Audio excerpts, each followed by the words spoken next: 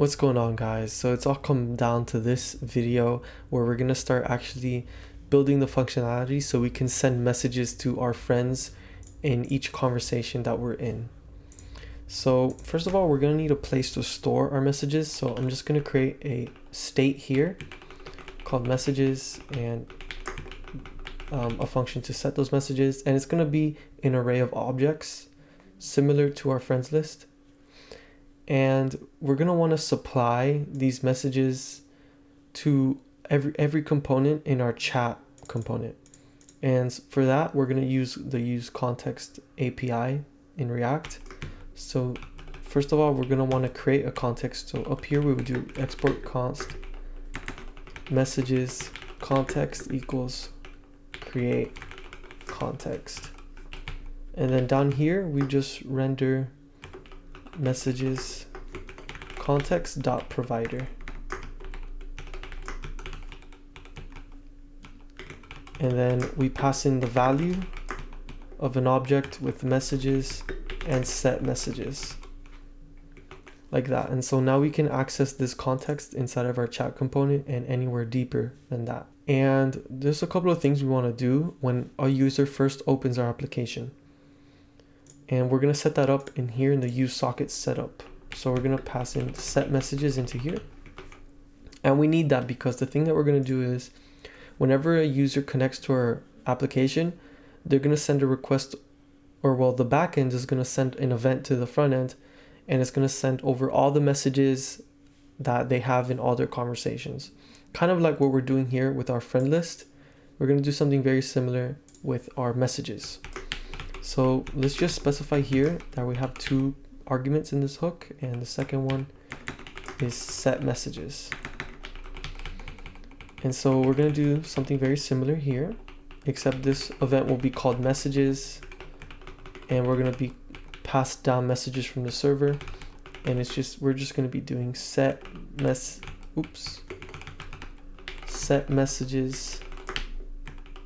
with the messages that were passed down from the server. And React is screaming at me because we're using this function and it wants me to declare it as a dependency. So I'm just going to do that here. And also we're going to want to unregister these events when our application closes. And that's something that I've been forgetting to do. So in the return of our use effect, we want to do socket.off connected, as well as socket.off friends and socket.off messages. And we're good on that for now. So now we want to actually start rendering the chats, and we want to make a little form that a user can fill out to send over the message to their friend. And we're going to do that in our chat component. So let's go over here. And so first of all, we want our chats to be starting from the bottom of the screen. So here we're just going to give this a height of 100%. And then we're just going to do justify is equal to end. And you're going to see it's going to push down friend one all the way to the bottom. And that's the intended behavior. And then in case we start getting more messages than fit in the screen, we want to let the user scroll through them. So here in this tab panels component, we can just do overflow y is equal to scroll. And then instead of rendering these dummy tab panels here, we're going to want to generate them for each friend. We want to generate a new panel. So here we would just do friend list dot map, and it would give us a friend object. And here we would just be returning all the messages that have to do with that friend. And we're going to store those messages in a vstack component like that. And then let's give this vstack a couple of styles. So the first one would be flex direction is column reverse. We're going to do that so then our messages, when we start adding more messages onto each other, they start going to the bottom of the column instead of the top. But we also want to make sure we render this as a tab panel, so then it actually counts as a panel in chakra-ui. And we want to give this a key. So I'm going to do some string interpolation here. I'm just going to call this one chat, and then friend.username, just like that. And then we're going to want to make sure that this has a width of 100%.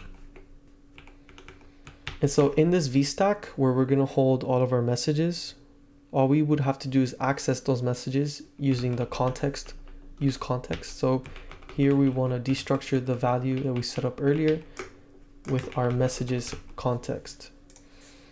And so here we would just do messages, and then ideally we could just map over all of our messages, but that's not going to work because here we're setting up a panel for each different friend.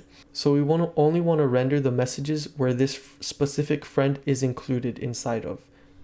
So in order to do that, for each tab, we're just going to want to do a filter the messages.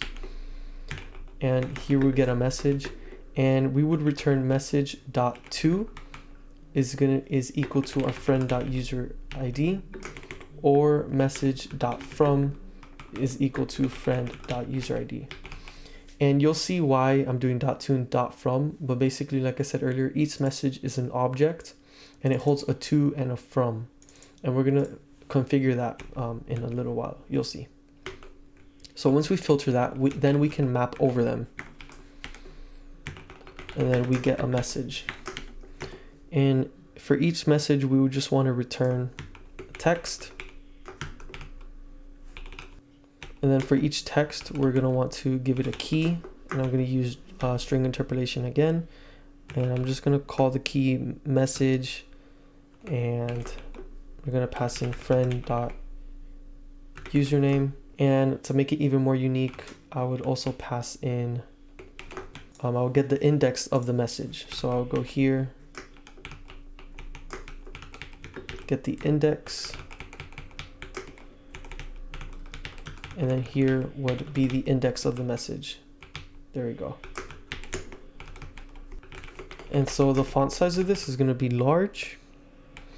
And then we want to make sure that we actually render the message in this text. And we'll style this some more later once we get a working prototype. But yeah, it will be message.content, not message, because it's going to be an object, and you'll see in a little bit. So in each panel, we're rendering all of our messages. And we're also going to need somewhere to send messages. And that's going to live in the same chat component here. But we're going to make a new component called chatbox. So I'm just going to name it chatbox.jsx. And down here, I'm going to render the chatbox like that. But we're going to make this chatbox like a form, but we also need a way to know which user ID of which friend we want to send the message to. And that's where chakra-ui comes in really handy. So over here in the documentation, it shows that when you're using the tabs component, it has this prop called onChange, and it passes you the index of the tab. So basically, when you click on the tab, it passes that index of the tab into this function right here. So when I click on the first tab, it would pass in the index 0, and if I had more friends, it would pass in index 1, 2, or 3. So using that value, we can store it in a state, and then we can keep track of which tab is open. And that way we can determine which friend we want to send the message to when our user clicks on send. So here we're just going to create a state called, we'll just call it friend index, and then set friend index and initialize it to 0. And so over here in our tabs component, we're going to do that. The onChange function, it gets passed in an index, and we would just want to run set friend index, and then we would just want to save that index in the state, just like that. And let me make sure I close that function. And then we're going to want to pass that index down into our chat component as a prop. So I'll just do friend index is equal to friend index. But it's not really so much as the index that we need, but the user ID of the friend that the index corresponds to. So as you know, we're storing our friends list as an array. And so when the friend index is 0, we can use that to get the user ID of the 0th friend. And that's the sort of pattern that we're going to go for. So here, I'm just going to pass in user ID, and that would be equal to our friend list. and then we'll get the friend index. We'll use the friend index to get a specific object, and we'll just do dot user ID. And so now we have a user ID passed into here that we can destructure and pass into our chat box. And so now let's just make a quick form. So here I'm just gonna render the formic component, and then I'm gonna give it the initial values of an object with message as an empty string, and I'm gonna pass in validation schema. So that means I'm gonna have to import yup, like so.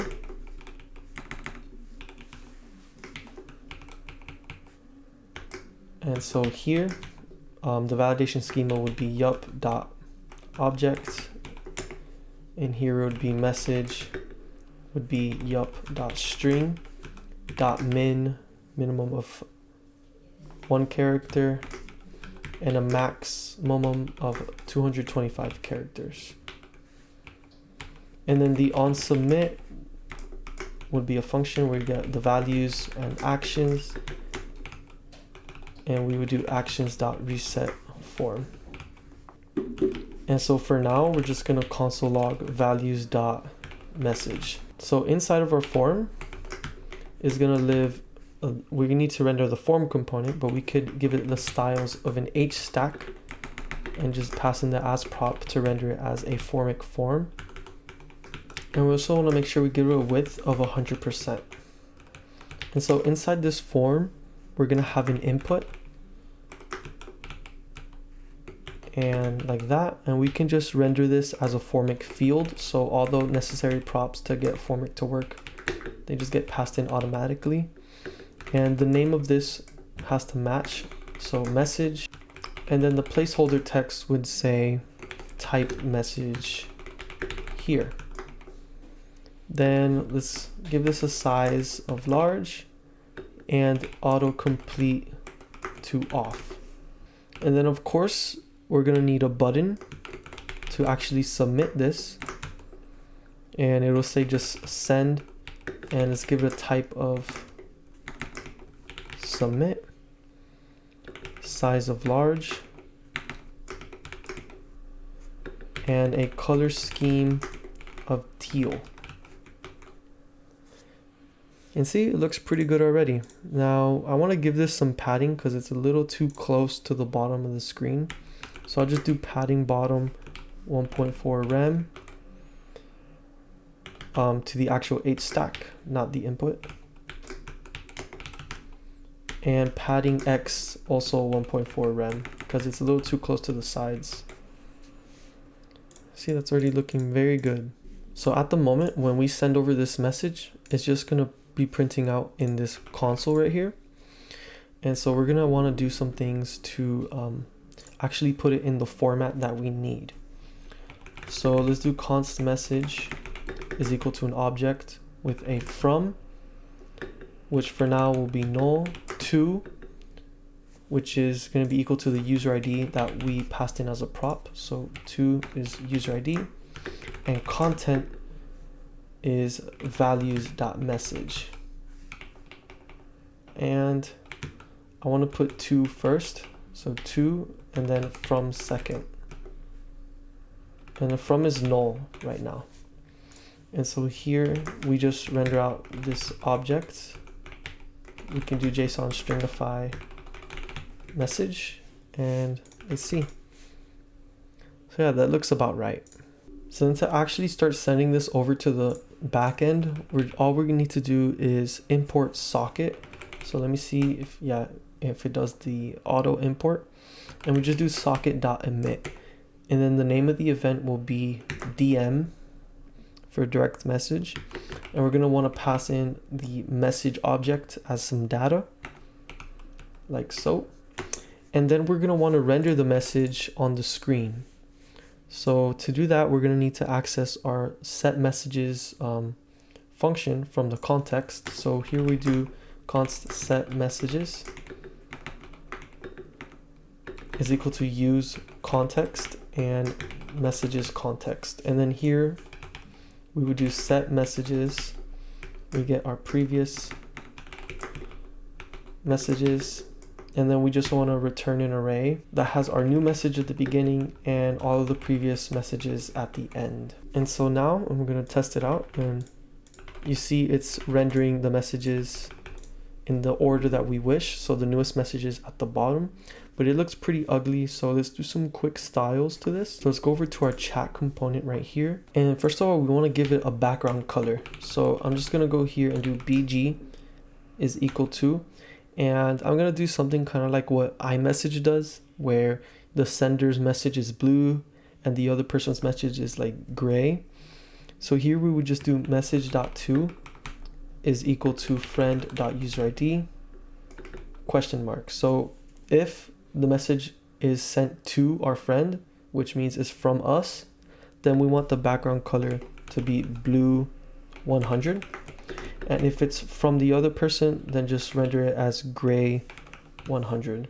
And here instead of MSG, it's message. And then we want the color of our text to be more of like a subtle gray, not just hard white. So let's give it gray 800. And let me just give it a border radius of 10 pixels. And it's looking a lot better now, but it needs some padding. So let me do padding. Well, let's do 0.5 rem on the y-axis and 1 rem on the x-axis, like that. And we want to give this some margin so they can be farther apart from each other. And we also want to make it that our message that's from us renders all the way to the right, and the other person's message is all the way to the left. So to do that, we can go in here and do margin is equal, and we can do kind of the same thing we did with the background. So message.to is equal to our friend's user ID, and if it is, which means it's our message, we render we give it a margin of 1 rem on the top, 0 on the bottom, 0 on the right side, and auto on the left side. And make sure you do exclamation point important, because we want to override the chakra-ui styles. And if it's not our message, that means it's the other person's, we still want to do 1 rem on the top to give it that gap between the messages, and auto on the right side so the message is pushed all the way to the left, 0 on the bottom and 0 on the left, and then mark it as important. Oh, and it's not rendering correctly because I forgot to put user ID instead of just user. And let's say we put a really long message, and yeah, we don't want it to take up the whole space. We would rather have it break a line. So here we can do max width is equal to 50%. So let's see what happens when the messages go higher than the height of the screen. So I'm just going to spam real quick. And yeah, so we found a CSS bug, and I'm pretty sure we can fix that by going over here to this grid item and giving it a max height of 100 view height. Yeah, so then we can start scrolling through our messages. But if you noticed, when we type new messages, it renders at the bottom like how it's supposed to, but it doesn't automatically take us to that message. We stay at the top. And so that's something we can fix pretty easily. So we can do that by going to our chat component over here and just rendering a div. And we're going to put this all the way at the bottom of our messages before we even start rendering them. And then we're going to want to access that element by using the useRef component. So we'll call this one bottom div is equal to useRef and initialize it to null. And let's make sure we import that. And then over here, we would do ref is equal to bottom div. And then we would just want to go here and do use effect. So every time this component renders, we just want to do bottom div dot current, check if it's not null, and if it's not, we do scroll into view. So now when we're up here and we get a message or we send one, we're taken all the way to the bottom. And that's great and all, but right now when we refresh the page, our messages go away. But it seems like here we're getting an error in our home component. So here we would just want to give it a question mark which basically means if it's null, pass in the user ID. If it's not, then don't. But as you noticed, we lost all of our messages because they're not actually real. We're not actually saving them anywhere, and they're not even reaching our friend. So that's something that we're going to go over in the backend to start doing. So in the backend, I organized a bunch of the code. We used to have one file called socket controller that had all of these functions. And I just separated them and just in the socket controller exported them so then they could all be imported from the same file. So from our front end, when we send over a message, let me find the form over here in chat box. We're emitting an event called DM. So we want to handle that event in our application. So over here, I'm just going to create a file called dm.js. And here I would make a function called DM, and it takes in a socket and a message. And I'm just going to do module.exports equals DM, and then in the socket controller, I'm going to export DM like that. And I'm going to do const DM is equal to require. And I'm going to go into the SocketIO folder and the DM file. So then over here in our index file, we can do socket.on DM, and it takes in a message. We would just be calling the DM function, passing in the user's socket and the message that they sent over. So over here in DM, first we want to get the message, which is an object, and configure it so that we could store it in Redis. So the first thing we need to do is fix this. So right now from is null, and that would be because we're not storing our own user ID in the front end, but we can get that very easily from this socket variable here. So we just want to do const message is equal to message. We can just copy over that object, so .message, and then from is equal to socket.user.userid. And we can call this parsed message like that. And so here we would do const message string is equal to an array that has the message content, and we're going to store it in a way kind of like this, so to.from.content. So we're going to store first the to, so parsed message.to, then parsed message.from, then parsed message.content. And then that array will do .join, and join all of those values with a period in the middle. And so now all we would have to do is store this new message in Redis and send it over to our other client, which is our other friend. So here we would want to import the Redis client and make this an asynchronous function. And so here we would want to await, and then we're just going to do Redis client.lpush. And if you didn't watch my last videos, lpush basically is like a stack, and you're just pushing to the top of the stack, because we always want the most recent message to be first. So that's what we're going to do. So lpush, and then it takes in the key of the array, so the name, basically like the name of the variable, if you want to think of it like that. And here we would call it chat and socket.user.username. And so in here, what we want to push is our message string. And so we're pushing that into our chat, which we're storing in Redis. But in reality, we want to store this in our chat as well as the other person's chat that we're sending the message to. So here we would want to do parsed message.to, and then we would do the same thing, but parsed message.from.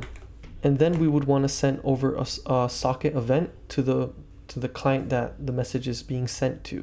So we do socket.to, parsed message.to, .emit DM, and we send over the parsed message. And that's all we need to do to send a DM. And we can actually make this more simple. So we can just do message.from is equal to socket.user.userid. And we can just get rid of this new object that we created unnecessarily. And then here it would be message.to, message.from, and message.content. And then we would just be sending over the message. And then here we gotta make sure to change this to message also.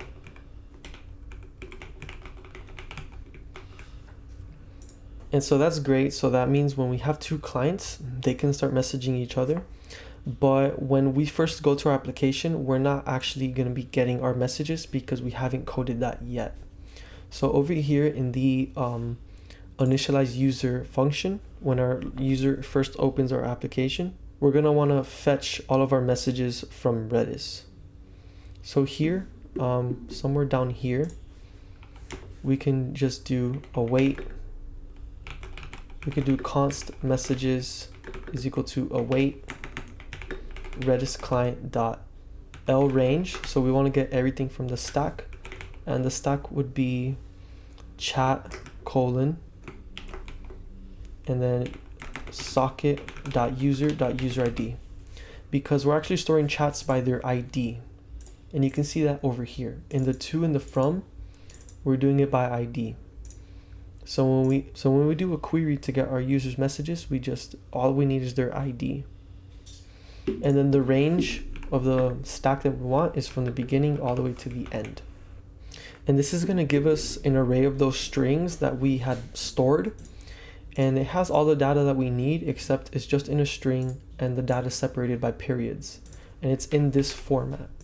So it's in the format of to.from.content, and that we want to keep up with that same format. So here we can just change this to say message query. So then I could declare a messages variable. So const messages is equal to message query dot map, and we get a message string. And we're just going to want to have an array of those objects. So we would just have to do const parsed string is equal to message string dot split them on the period, and then we return an object that has to as the first value in the parsed string, from as the second value in the parsed string, and content as the last one. So parsed string 2. And so now all we'd have to do is socket.emit messages, and we send over those messages. And we want to make sure that we're only doing that if we actually have messages and the messages dot length is greater than 0. So yeah, this actually should be everything that we need. So I'm just going to open a new private window and put it down here. And I'm going to go and log into the other account which we created in the other videos, which is hello world with the password hello world. Okay, so I'm over here in hello world, and I'm going to say hello world to Lester, and we got an error. So let's check out what happened. Okay, seems like we forgot to change this to say message.to. So let's just try again. But as we can see, the message is persisting because it's staying in Redis. So let me just send this. Okay, and the reason that the message is not getting to the other side is because we forgot to go in here and listen to the DM event. So in this event, we're given a message, and we can call this callback. And so here what we would do is set messages, and here we have previous messages, and we just want to return an array that has our message at the beginning and the previous messages at the end. So now when I go to hello world and I type this, it goes to the other side.